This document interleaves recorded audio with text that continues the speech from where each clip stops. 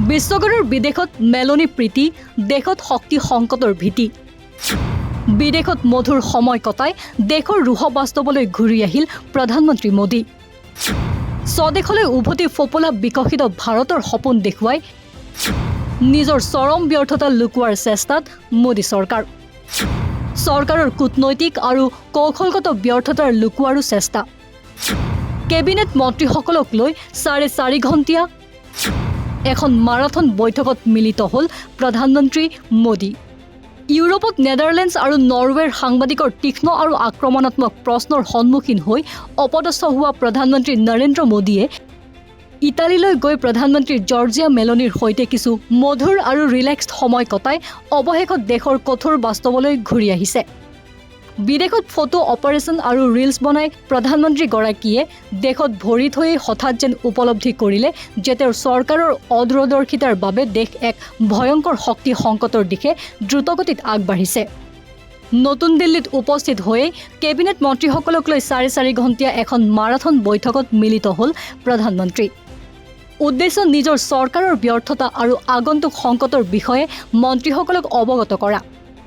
বৈঠকত তেওঁ প্ৰশাসন ক্ষীপ্ৰ কৰা আৰু বিকশিত ভাৰত 2047ৰ দৰে কিবা স্বপ্নৰ কথা ক'লে যদিও আচলতে তেওঁৰ মূল লক্ষ্য আছিল শক্তি যোগানৰ ভয়ংকৰ বিপৰ্যয়ৰ পৰিস্থিতিৰ পৰা কেনেদৰে জনসাধাৰণৰ দৃষ্টি ভিন্ন দিশলৈ নিব পাৰি তাৰ পৰিকল্পনা কৰা। দেশ সংকটত পৰাৰ সময়তহে চৰকাৰে এনেদৰে হাৰ পোৱাটো তেওঁলোকৰ চৰম অপাৰগতাৰেই প্ৰমাণ।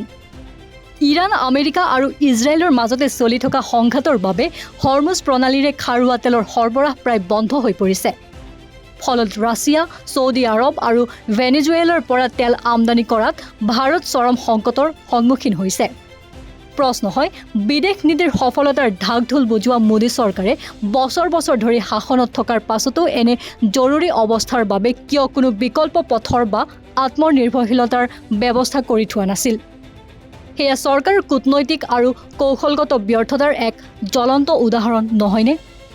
এতিয়া কেৱল বাহন চলায়েই নহয়, খাৰুৱা তেলৰ অভাৱত দেশৰ উদ্যোগ খণ্ড আৰু বিদ্যুৎ উৎপাদনো স্তব্ধ হৈ পৰাৰ আশংকা প্ৰকট হৈ পৰিছে। উদ্যোগ বন্ধ হ'লে দেশৰ অৰ্থনীতিৰ অৱস্থা কি হ'ব সেয়া সহজেই অনুমেয়। বিদেশত প্ৰমোদ ভ্ৰমণ আৰু দেশত বিকশিত ভাৰতৰ শ্লোগান দিলেই যে দেশ নচলে সেই কথা মোদী চৰকাৰে এতিয়া হাড়ে হাড়ে অনুভৱ কৰিছে। কিন্তু দুখৰ বিষয় যে চৰকাৰৰ এই অদূৰদৰ্শিতা আৰু চৰম ব্যৰ্থতাৰ কৰুণ ফল অচিৰেই ভুগিব লাগিব দেশৰ 150 কোটি সাধাৰণ জনতাই।